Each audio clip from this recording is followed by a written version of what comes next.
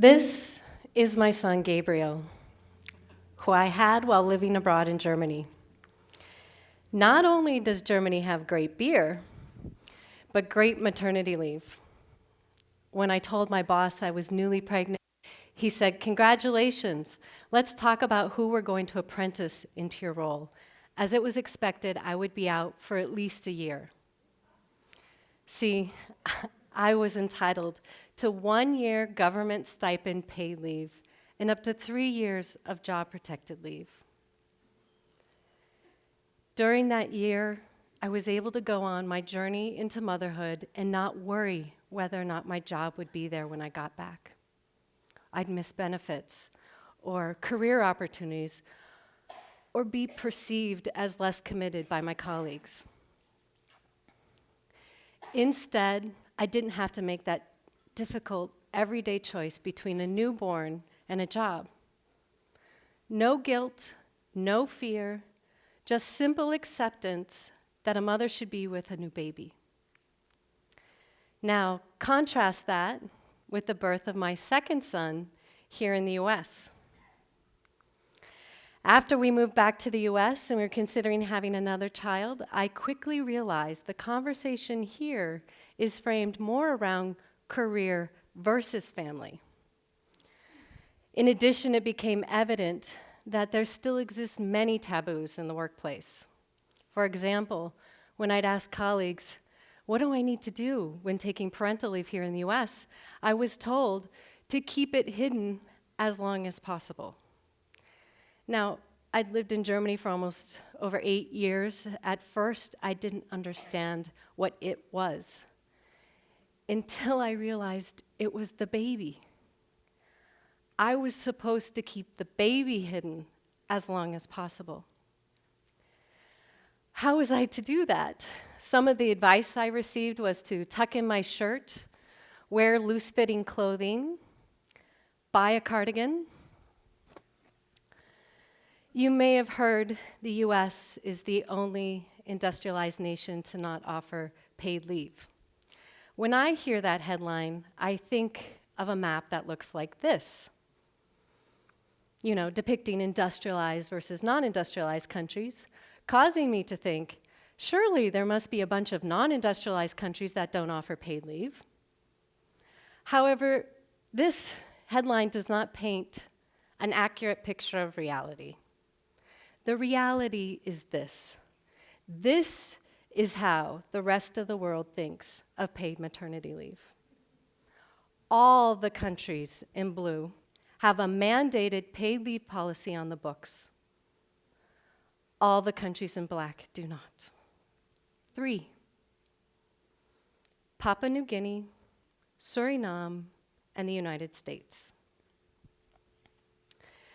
Now, granted, some of the countries in blue do not afford the same level of economic opportunity to women as in the US, but a 1996 report to the US Congress on family medical leave policies found that 100% of the women who didn't take or who were eligible for the unpaid leave and didn't take it did so because they could not afford to. Right now, in the United States, the Family Medical Leave Act, or FMLA, affords 12 weeks of job-protected leave. That means your job is there for 12 weeks, but you do not get paid. And because FMLA excludes part-time workers and employees who've been at their companies for less than a year, 40% of our population actually gets nothing. Let me be absolutely clear. It is imperative the United States pass a paid family leave law. The data is undeniable on the positive health and economic outcomes a country experiences when enacting paid parental leave.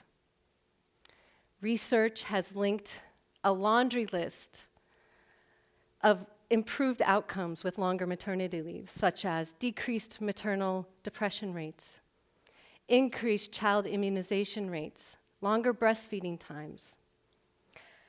A 2011 study of 141 countries found that with an increase of 10 weeks of paid maternity leave, it's associated with a 10% reduction in the infant mortality rate. Elements of the paid leave business case make it into our headlines on almost a daily basis. And I want to take a moment to thank the many women and men who are currently fighting for paid family leave in the US today. Their work is essential to the health and prosperity of our country. However, there is some information that doesn't make it into our headlines, especially how technology could help erase the workplace taboos that I experienced, decrease the gender wage gap, improve equality in the work and home. This combination of policy plus technology is something I like to call policy effectiveness. Let's go back to my Germany example. Remember the generous paid leave policy, 14 months of government stipend leave split between moms and dads and up to 3 years of job protection. As generous as that may be, policy is not necessarily a panacea. Because in Germany, the generous policy combined with lack of affordable quality childcare actually encourages women to choose acceptable alternatives to a professional career. So much so that by the end of 2015, only 6% of managerial jobs were held by women at the country's top 200 firms, one of the lowest rates across the entire EU. Now, let's turn the lens back on the United States. This slide shows the number of states that offer paid leave in the US today. California, New Jersey, Rhode Island, soon to be New York, and the District of Columbia. These states have leveraged technology to support their policies, but with one major difference that we're seeing compared to these other countries. And that is they are supporting their policies only on the form submission process, not on the decision-making process. So let me pause here for a moment and relate this to some other examples that we may be more familiar with. This is the equivalent of filing your taxes online without the aid of a software like TurboTax, or applying for a home mortgage loan without using an online calculator to see if you can afford it, or withdrawing from your 401k retirement account and not taking advantage of the retirement planning tools that are available. What I'm trying to say is that when we typically roll out complex policies like tax and retirement, we usually combine them with technology decision support tools. However, when we typically talk paid family leave policy, which is equally as complex as taxes and retirement, we tend to overlook the technology solutions. Let me shed some light on the level of complexity a working family must face when navigating parental leave in the workplace. This slide shows the categories of choices and decisions a working family must consider when taking leave.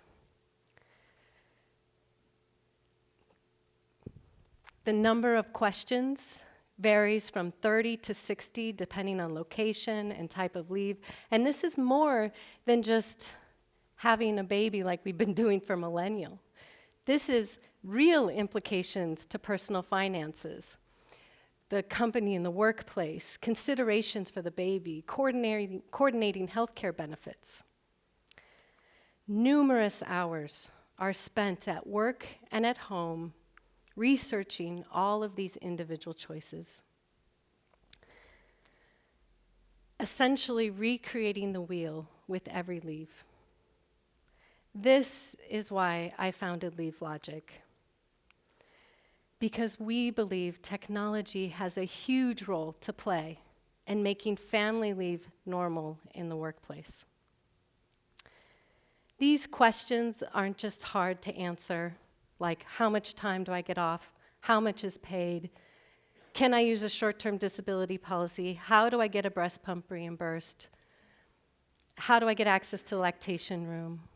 What are the benefits available to me at my company? What are my rights?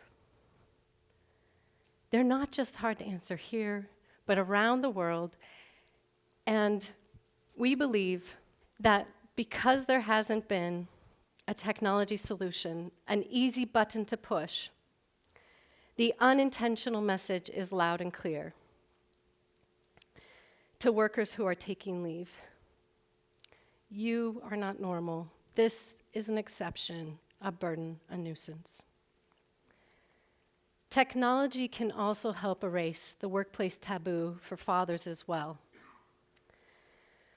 A recent study titled Feminizing the Male Leave Requester, performed at Rutgers University, found that men who requested family leave were more likely to be perceived as weak and uncertain, and less likely to be put forth for promotion and pay raises. In addition, we only see a little more than a third of dads taking their full paid family leave benefit at companies such as Yahoo and EY. This is why I'm standing here on this stage today, because I have never been more excited about the opportunity to shine technology's little light on this very frequent occurrence in a woman, child, and family's life. And in the very near future, make family leave just as normal and certain as your taxes. Thank you.